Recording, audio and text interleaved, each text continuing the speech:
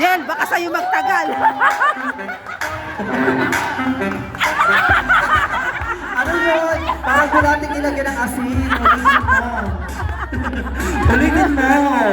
Oh, once again, letter E. Ismal letter ba yung letter?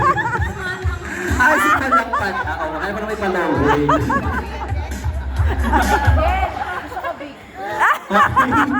Okay, E for? E for empower. Empower. Yes.